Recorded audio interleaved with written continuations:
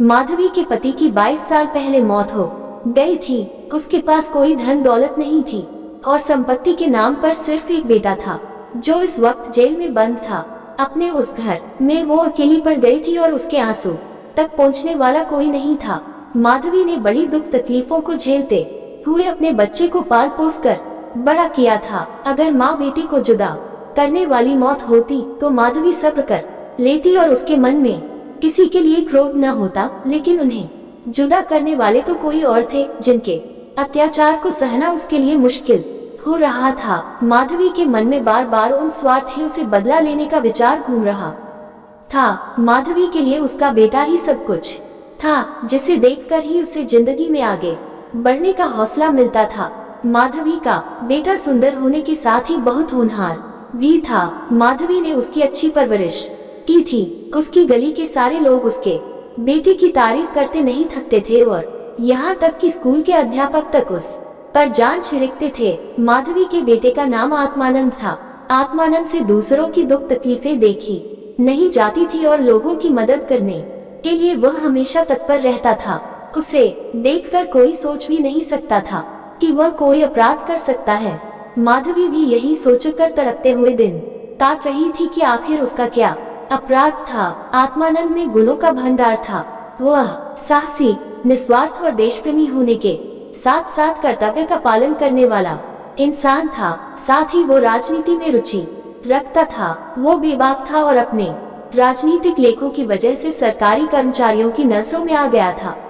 Police भी उसकी हरकतों पर नजर रखती थी। पुलिस बस एक मौके की तलाश में थी ताकि वो उसे जेल की सलाखों के पीछे डाल सके।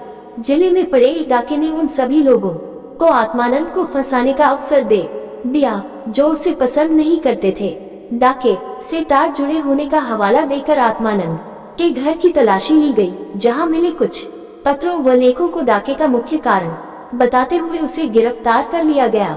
अपने आरोपों को सिद्ध करने के लिए पुलिस ने कुछ और युवकों को भी गिरफ्तार कर लिया और आत्मानंद को गिरोह का मुखिया करार दे दिया गया, जिसके बाद महीने भर तक मुकदमा चला और न जाने कहां से पुलिस ने ऐसे झूठे गवाह सामने लाकर खड़े कर दिए कि कोर्ट ने आत्मानंद समेत सभी युवकों को दोषी करार दे दिया और 4 साल के कठोर कारावास की सजा सुना दी। बेटे की हर सुनवाई में जा रही माधवी ने देखा कि इंसान का चरित्र कितना नीच हो सकता है और वह अपने स्वार्थ के लिए किसी को भी हानि पहुंचाने से नहीं चूकता।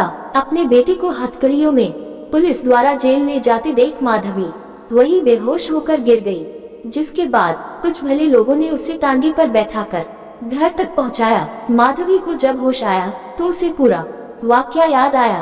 अपने इकलौते सहारे से दूर होने का गम उसे खाए जा रहे था, जो उसे एक पल भी चैन की सांस तक लेने नहीं दे रहा था।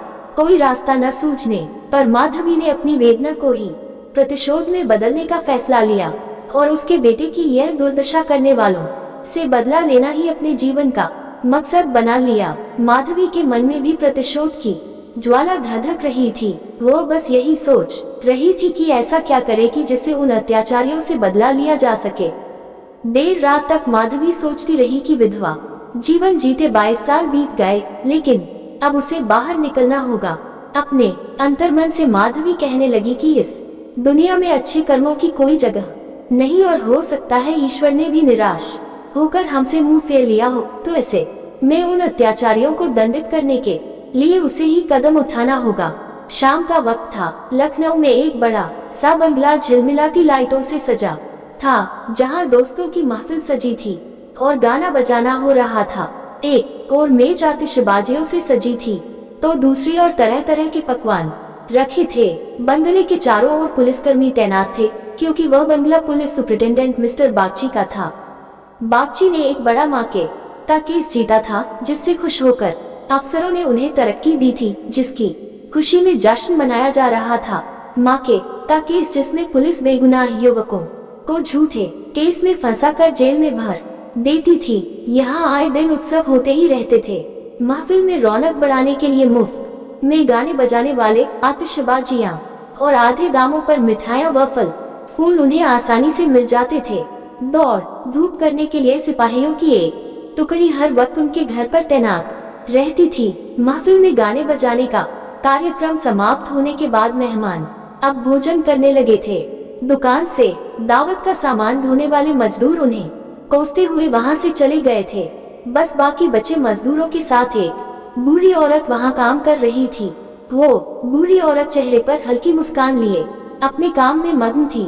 वो महिला और कोई नहीं बल्कि माधवी थी, जो बदला लेने के लिए मजदूर बनकर काम कर रही थी। महफिल खत्म होते होते सभी मेहमान जा चुके थे। इक्के दुक्के मजदूर बचा हुआ खाना समेट रहे थे। माधवी एक कोने में चुपचाप बैठी हुई एकटक सभी को देखे जा रही थी। सहसा मिस्टर बागची की नजर माधवी पर पड़ी तो वो उसके पास पहुँचे और बोले, तुम अब तक यहाँ क्या कर रही हो? कुछ खाने के लिए मिला या नहीं? माधवी ने नजर उठाकर बागची को देखकर कहा, साहब खाना तो मिल गया, लेकिन मेरे पास जाने के लिए कोई जगह नहीं है। अगर आपको ऐतराज न हो तो मुझे यहीं कोने में पड़ी रहने दीजिए। माधवी की बात सुनकर बागची ने कहा, नौकरी कर लेगी बंगले में, बच्चे को पालना आता है क्या? बागची की बात सुनकर माधवी ने तपाक से कहा, जी साहब, बच्चों को अच्छे से खिलाना जानती हूँ। इसके अलावा घर के छोटे बड़े सभी काम कर सकती हूँ। बस मुझे एक मौका दे दीजिए। माधवी की ओर ध्यान से देखते हुए बागची ने कहा, ठीक है, तुम आज से ही काम शुरू कर दो। माधवी को बागची के बंगले में काम करते हुए 1 महीने से अधिक हो गया था। माधवी अपने काम में इतनी निपुण थी कि उससे पूरा घर खुश था। बागची की पत्नी का स्वभाव चिड़चिड़ा था और वह आलस। वह अपनी खराब सेहत के चलते दिन भर बिस्तर पर या सोफे पर पड़ी रहती और नौकरों पर चिल्लाती रहती। उसके स्वभाव के कारण बच्चे का ध्यान रखने वाली आया ज्यादा दिन न टिक पाती। माधवी उसकी जली कटी बातें सुनकर भी चुपचाप अपने काम में लगी रहती, इसलिए बागची की पत्नी को उससे कुछ खास शिकायतें नहीं थी। उसने बच्चे की देखभाल की जिम्मेदारी भी माधवी को ही दे दी थी। बागची और उनकी पत्नी को इससे पहले भी कई बच्चे हो चुके थे, लेकिन अज्ञात कारणों से उनका एक भी बच्चा कुछ महीनों या फिर साल भर से ज्यादा जीवित नहीं बच पाता था। इसलिए इस बच्चे पर दोनों माँ बाप की जैसे जान बसती थी। पढ़े लिखे होने के बावजूद दोनों अपने बच्चे की सुरक्षा के लिए टोना टोटका व जंतर मंतर अपनाने से भी परहेज न करते थे। बच्चा माधवी के पास ही ज्यादा समय बिताता, इस वजह से वो माधवी से काफी ज्यादा घुल मिल गया था।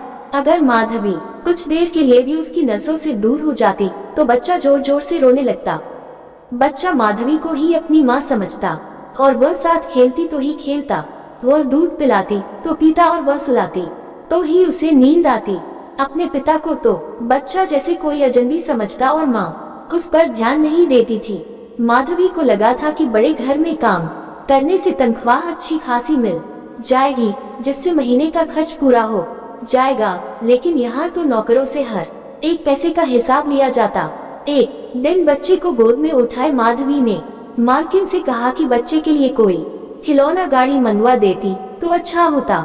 माधवी की बात सुनकर मिसेज बागची ने कुंठित स्वर में कहा, कहाँ से मंगवाऊं? इसके लिए खिलौना गाड़ी, हाथ में रुपए भी तो होने चाहिए। इसका खिलौना 10-20 रुपए में आएगा और इतने रुपए कहाँ है हमारे पास? माधवी ने मिसेज बागची और गौर से देखते हुए कहा, मालकिन खिलौना ही तो है। माधवी की बात सुनकर मिसेज बागची ने कहा, अब तुमसे क्या छुपाना? दरअसल तुम्हारे मालिक की पहली पत्नी से 5 बेटियां हैं जो इलाहाबाद के एक स्कूल में पढ़ रही हैं। 5 कुंवारी हैं और उनकी पढ़ाई लिखाई और दूसरे खर्चों में इनका आधा वेतन चला जाता है। ऊपर से लड़कियों की शादी करवाने के लिए कम से कम 25,000 रुपए लगेंगे। अब कहाँ से लाएं इतने पैसे? मिसेज बागची की बातें सुनकर माधवी बोल पड़ी, मालिक को घूस भी तो मिलती होगी ना। माधवी यह कहकर चुप हो गई। मिसेज बागची ने गहरी सांस भरते हुए कहा, ऐसी कमाई में बिल्कुल बरकत नहीं होती। काली कमाई का पैसा एक हाथ आता है तो दूसरे हाथ चला जाता है। जैसे जैसे दिन बीतते जा रहे थे, माधवी के मन में उस बच्चे के लिए स्नेह और भी बढ़ता जा रहा था। कभी कभी बदला लेने की बात याद आती तो वह क्रोध से भर जाती और फिर बच्चे को देखकर शांत हो जाती। वहां रहते हुए माधवी मिस्टर बागची के परिवार की स्थिति से वाकिफ हो गई थी। कई बार तो वह अपना दर्द भूलकर उनके परिवार के लिए चिंतित हो जाती और उसका मन दया से भर जाता। माधवी सोचती रहती, मालिक आखिर 5 बेटियों की शादी कैसे कराएंगे? ऊपर से पत्नी बीमार रहती है और बच्चा छोटा है। जरूर उनके परिवार पर अभिशाप है, वरना इतना सब होने के बावजूद कौन दुखी रहता है? कमजोर बच्चों के लिए बरसात तो बीमारियां लेकर आती है। बरसात में उन्हें अक्सर खांसी, जुकाम और बुखार घेर लेता है। ऐसी ही बरसात में माधवी एक दिन किसी काम से अपने घर चली गई। पीछे से बच्चे ने रो रो कर पूरा घर सिर पर उठा लिया। कुछ देर गोद में उठाने के बाद मिसेज बागची ने एक नौकर को उसे टहलाने के लिए सौंप दिया। कुछ देर आंगन में घुमाने के बाद नौकर ने बच्चे को हरी घास पर बैठा दिया। बारिश के पानी से जमीन गीली थी और बच्चा ऐसे ही कई घंटों तक पानी में खेलता रहा। वह नौकर दूसरे नौकरों के साथ गप्पे हाँकने में मस्त हो गया। काफी देर बाद जब नौकर को ध्यान आया तो वह बच्चे को फटाफट भीतर ले गया और उसके कपड़े बदलवाए। शाम होते ही जुकाम से बच्चे की नाक बहने लगी और खांसी से गले से आवाज आने लगी। देर शाम जब माधवी बंगले में पहुंची तो बच्चे की हालत देखकर उसका कलेजा फटने लगा। वह बच्चे को लेकर तुरंत मालकिन के पास पहुंची और कहा, देखो जरा बच्चे का क्या हाल हो गया है, कहीं इसे सर्दी तो नहीं लग गई? बच्चे की हालत देखकर मालकिन भी हक्की बक्की रह गई, क्योंकि वह ऐसा मंजर पहले भी देख चुकी थी। मिसेज बागची ने तुरंत नौकरों से अलाव जलाने को कहा। मिसेज बागची और माधवी दोनों पूरी रात बच्चे को ठीक करने में जुटे रहीं। दोनों की आंखों से नींद जैसे कोसों दूर थी। ऐसे में सवेरा कब हो गया दोनों को पता भी न चला। मिस्टर बागची को जैसे ही बच्चे के बीमार होने की खबर मिली, वह डॉक्टर को लेकर सीधे घर पहुँचे। 3 दिन में बच्चे की हालत में सुधार आने लगा, लेकिन वह काफी कमजोर हो गया था। बच्चे का ख्याल रखने में माधवी ने दिन रात एक कर दिया। यह वही माधवी थी जो परिवार का सर्वनाश करने का संकल्प लिए उस घर में आई थी और आज उसी घर के चिराग की सलामती के लिए दिन में हजारों बार ईश्वर से दुआएं मांग रही थी। शायद माधवी की दुआओं का ही असर था कि बच्चे की सेहत में धीरे धीरे सुधार होने लगा। एक सुबह मिस्टर बागची बच्चे के झूले के पास बैठे हुए थे और मालकिन सिर दर्द के कारण चारपाई पर पसरी हुई थी। माधवी पास में ही बैठी बच्चे के लिए दूध गर्म कर रही थी। माधवी की ओर देखते हुए मिस्टर बागची ने कहा, हम जब तक जिएंगे तुम्हारे एहसान के तले दबे रहेंगे। यह तुम ही हो जो बच्चे को मौत के मुंह से खींच लाए, वरना हम तो उम्मीद ही हारने लगे थे। इतने में मिसेज बागची भी उठकर पास आ गई और माधवी से कहा, तुम एक देवी बनकर हमारे जीवन के कष्ट हरने के लिए आई हो। आज अगर तुम न होती तो पता नहीं क्या अनर्थ हो जाता। मेरी तुमसे एक विनती है, वैसे तो जीना मरना सब ऊपर वाले के हाथ में है, लेकिन तुम्हारे हाथ में जरूर संजीवनी है। मेरी तो किस्मत ही अभागी है, पर हो सकता है तुम्हारे पुण्यों से मेरे बच्चे की जान बच जाए। माधवी चुपचाप मिसेज बागची की बातें सुन रही थी। मिसेज बागची रुआंसी आवाज में कहने लगी, सच कहती हूँ, अब तो बच्चे को गोद में उठाने तक से मुझे डर लगता है। तुम इसे आज से अपना ही बच्चा समझो और इसकी माँ बन जाओ। इसे भी तुमसे बहुत लगाव है। तुम इसे अपने साथ अपने घर ले जाओ और वहीं इसकी परवरिश करो। जब तक यह तुम्हारी गोद में रहेगा हमें चिंता न होगी। मिसेज बागची की बात सुनकर माधवी ने कहा, मालकिन क्यों ऐसे बुरे विचार मन में ला रही हो? बच्चे की हालत में सुधार हो रहा है और देखना भगवान की इच्छा से सब कुशल मंगल होगा। इतने में मिस्टर बागची बोल पड़े, नहीं बूढ़ी माँ, मेरा दिमाग भले ही इन बातों को ढकोसला करार देता हो, लेकिन मन का एक कोना इस पर विश्वास करना चाहता है। मेरी अपनी माँ ने मुझे पैदा होते ही एक धोबिन को बेच दिया था, क्योंकि मुझसे पहले मेरे 3 बड़े भाइयों की मौत हो चुकी थी। इसलिए मेरी जान बचाने के लिए उन्हें जो उचित लगा उन्होंने किया। अब बारी हमारी है और हमसे जो बन पड़ेगा हम करेंगे। तुम इसे आज से अपना ही बेटा मानो और इसे साथ ले जाओ। हमें जब भी इससे मिलने का मन होगा चले आएंगे और खर्च की चिंता न करना। इसकी पूरी परवरिश का खर्चा हम समय समय पर तुम्हें भेजते रहेंगे। मिस्टर बागची ने कहा, मैं जिस पेशे में हूँ मुझे न चाहते हुए भी कई कुकर्म करने पड़ते हैं। झूठी शहादतें बनाकर निर्दोषों को फंसाना पड़ता है। उनकी और उनके परिवारों की न जाने कितनी बद्दुआएं मेरे सिर पर हैं। मैं जानता हूँ कि बुराई का फल कभी अच्छा नहीं हो सकता, लेकिन मैं लोभ में आ ही जाता हूँ। अगर मैं ये सब न करूँ तो नालायक करार देकर निकाल दिया जाऊंगा। अंग्रेजों को जहाँ 100 खून भी माफ होते हैं, लेकिन हम हिंदुस्तानियों की एक गलती भी हमें भारी पड़ सकती है। इसलिए मेरी विनती है कि हमारे बेटे को स्वीकार कर लो। माधवी को भी उस बच्चे से बेहद लगाव था, इसलिए वो खुशी खुशी मान गई। गदगद होते हुए माधवी ने कहा, आप दोनों की अगर यही इच्छा है तो मैं बच्चे को अपनाने के लिए तैयार हूँ। मुझसे जो बन पड़ेगा मैं करूँगी। मेरी भगवान से बस यही दुआ है कि हमारे बच्चे को वो अमर करे। बड़ी देर से बच्चा आराम से झूले में सो रहा था। चादर से उसका मुंह ढका हुआ था। माधवी ने दूध गर्म कर बच्चे को पिलाने के लिए जैसे ही उसके मुंह से चादर को हटाया, उसके मुंह से जोर से चीख निकल गई। बच्चे का शरीर पूरी तरह ठंडा हो चुका था और चेहरा पीला पड़ा था। माधवी ने जल्दी से बच्चे को गोद में उठाकर सीने से चिपका लिया और जोर जोर से रोने लगी।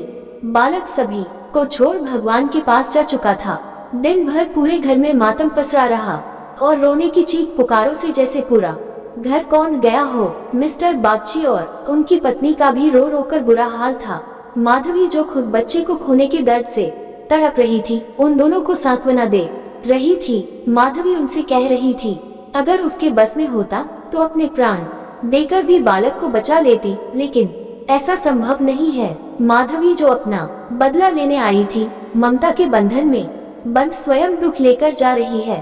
सच कहते हैं कि माँ का दिल दया का सागर होता है। माँ वह देवी है जिसकी निर्मलता को कोई भी मैला नहीं कर सकता। कहानी से सीख, माँ की ममता का पूरी दुनिया में कोई मोल नहीं। माँ अपने बच्चों की तड़प नहीं देख सकती और बच्चे की ममता के आगे वो अपना सारा क्रोध भूल जाती है। वहीं यह कहानी यह सीख भी देती है कि इंसान को कभी लालच नहीं करना चाहिए और न ही किसी को दुख देना चाहिए।